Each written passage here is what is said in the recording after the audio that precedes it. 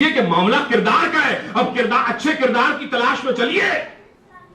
دودھ کا دودھ پانی کا پانی ہو جاتا ہے. فوراً آپ کو پتا چل جائے گا کردار کی منزل پہ کون کیا ہے، کتنا صابر ہے، کتنا آقا کو اپنے مولا کو مانتا ہے، کتنا رضا الہی پر راضی ہے. رضا الہی پر راضی ہوگا تو اصغر کی لاش ہاتھ پہ ہوگی. رضن بقضائہ و تسلیما لامرہ. تیرے امر پر راضی ہو گیا. کوئی ہے اور جو اس منزل امتحان سے گزرا ہو اور یہ کہہ کے دکھا دے؟ سب کے سب تو مال و منال کے چکر میں تھے. قرآن ان کا ذکر کر رہا ہے. اور بہت سے لوگ تو اس لیے پیغمبر پر ایمان لائے کہ بڑی جلدی امیر ہو جائیں گے. اور نبیوں پر بھی. عزیزان گرامی، یہ بات کہیں سے کہیں جا رہی ہے. بس یہ سمجھنے کی منزل ہے، اس کو سوچنا ہے کہ معجزات اپنی جگہ پر ہیں اور ان کا سن کے اور معجزات کا سن کے اپنی ہمارے ایمان کو تقویت کا حاصل ہونا بھی بشری تقاضا ہے کہ ہم ان کے ساتھ ہیں منسلک کہ جو کائنات کا ہر اختیار رکھتے ہیں، جن کو اللہ نے تمام اختیارات سے نوازا ہے، اور وہ اس دنیا میں بھی اور اس دنیا میں بھی ہمارے شفیع بھی ہیں، ہمارے آقا اور مولا بھی ہیں، ہمارا خیال بھی کرتے ہیں. اسی لیے ایک محفل میں بیٹھے ہوئے ہیں امام جعفر صادق علیہ الصلوۃ والسلام.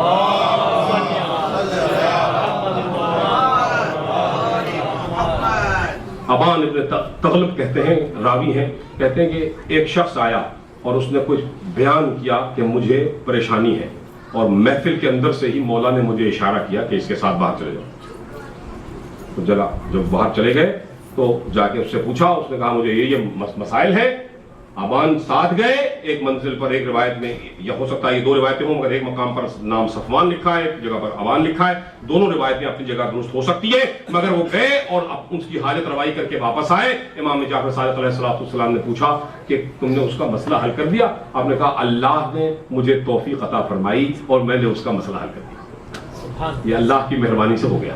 تو آپ نے فرمایا دیکھو، جو اپنے برادر ایمانی کا عین حالت نماز میں بھی، عین حالت عبادت و ذکر میں بھی جو فوقیت حاصل ہے کہ اگر کسی مومن کو، اگر آپ مومن ہیں اور کسی مومن کے درجے کو سمجھتے ہیں تو اس کی پریشانی اور اس کی حاجت روائی کی جو منزل ہے وہ بہت بڑی منزل ہے. اس کا درجہ اتنا بلند ہے. تو اس کو اس بلند درجے کو دیکھیے، پھر آج کی اپنی مومنیت کو دیکھیے کہ ہم کیا ہیں. ہم کسی کی حاجت روائی تو نہیں کریں گے، اگر موقع ملے گا تو اپنی زبان کو نجس کریں گے، کثافت سے بھرپور کریں گے، غیبت کریں گے، دوسرے کی برائی بیان کریں گے. مومن کے لیے پردہ ہے. ایک مومن دوسرے مومن کا لباس ہے، اور وہ ہم ایسا نہیں کر رہے ہیں. تو اگر ایسا نہیں کر رہے ہیں تو پھر جو ہمارے ساتھ ہو رہا ہے وہ بھی تو ایک منطقی نتیجہ ہے. وہ وہی عمل ہے جس کے ہم خود مستحق ہیں. ہمارے برے اعمال نے ہمیں خود اس منزل پہ پہنچا دیا. اس لیے یہ مہینہ اپنے اعمال کی کثافتوں کے دور کرنے کا مہینہ ہے، اور اس میں جتنا ذکر ان ذوات مقدسہ کا ہو جائے وہ بھی ذکر قرآن ہے. اس لیے کہ پیغمبر کی اولاد نے ایک امام کے بعد دوسرے امام نے بار بار یہ فرمایا، اور اپنے ذہن میں رکھ لیجئے. آپ فرماتے ہیں جب جب قرآن پڑھو، جہاں جہاں قرآن میں دیکھو کہ اللہ نیک لوگوں کی نیکیاں بیان کر رہا ہے اور ان کے عمل سے خوش ہے، تو یقین کر لو کہ وہ ہم محمد والے محمد ہیں. اور قرآن مجید میں جہاں جہاں عالم بھائی جہاں جہاں ذکر ہوا، امام فرماتے ہیں اور ان کا کہ جن کا عمل نازیبا تھا، جن کا عمل خراب تھا، جنہوں نے برائیاں کی، اللہ نے ان کی برائیوں کو قرآن میں ذکر کیا اور ان پہ لعنت کی اور اس کو ناپسندیدگی کا اظہار کیا. تو جان لو کہ وہ اور کوئی نہیں ہے سوائے دشمنان محمد والے محمد کے. تو کل خیر ہے محمد والے محمد. اذا ذکر الخیر، جہاں کہیں خیر کا ذکر ہو جائے، کنتم اولہ وکنتم آخرہ. میں بار بار کہتا رہتا ہوں کہ اے اہل بیت محمد، تم ہی اس کی ابتدا ہو خیر کی، اور تم ہی اس خیر کی انتہا ہو. تو خیر، یہ خیر کا مرکب ہے، خیر کا مجموعہ ہے، اور ہم سب کے سب خیر مانگ رہے ہیں. بس اتنا ایک حدیث اور ذکر کرتے ہوئے آگے بڑھتا چلوں، شاید ممکن ہے آپ کے اور میرے ایمان میں تازگی پیدا ہو جائے. اور وہ حدیث میں آپ کے لیے درود زور سے پڑھیے گا تو پھر انشاءاللہ میں اس کے قابل ہو سکوں کہ بیان کروں.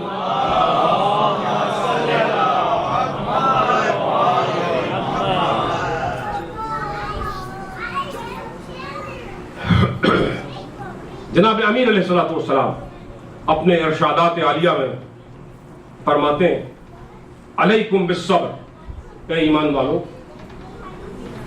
اے ہمارے چاہنے والوں، اے محمد و آل محمد کے راستے پر چلنے والوں، تمہارے لیے ضروری ہے کہ صبر کے راستے کو اپناؤ۔ بغیر صبر کے عجلت میں بے صبرے ہو کے ہم کبھی کوئی منزل اور کوئی مقام حاصل نہیں کر سکتے۔ آج بڑی بڑی بلند ہستیوں سے آپ ذکر سنتے رہتے ہیں، آپ کو میں صرف یہ چاہوں گا، جو آج کا مولا کا یہ قول ہے، وہ ایک مشہور حدیث جو ہمارے ذکر میں مجلسوں میں بیان ہوتی رہتی ہے رسول اللہ کی، اس کے ساتھ اس کو ملا کے پڑھیے گا تو آپ کا لطف دوبالا ہو جائے گا۔ علیکم بالصبر فإن الصبر من الایمان کالراس من الجسد۔ امیر المومنین فرما رہے ہیں کہ صبر کرو، صبر تم پہ لازم ہے، اور یاد رکھو کہ صبر کا ایمان کے ساتھ وہی رشتہ ہے کالراس من الجسد، جس طرح سر کا رشتہ ہے جسم کے ساتھ۔ صبر کا رشتہ ہے۔ آپ کے ذہن میں کوئی اور حدیث آ رہی ہے رسول کی؟ یا علی انت منی بمنزلۃ الراس من الجسد۔ کیا قرابت ہے وہ؟ آپ کو آپ کی مثال میرے ساتھ منزلت کیا ہے آپ کی؟ کہ جیسے سر جسم کے ساتھ ہوتا ہے، تو آپ رسالت مآب کے پیکر کا راس ہے علی مرتضیٰ۔ جو پیغمبر کو پہچان لے تو پھر علی کو پہچاننا مشکل نہیں رہتا۔ بس میں اپنے نتیجہ کلام تک پہنچ گیا۔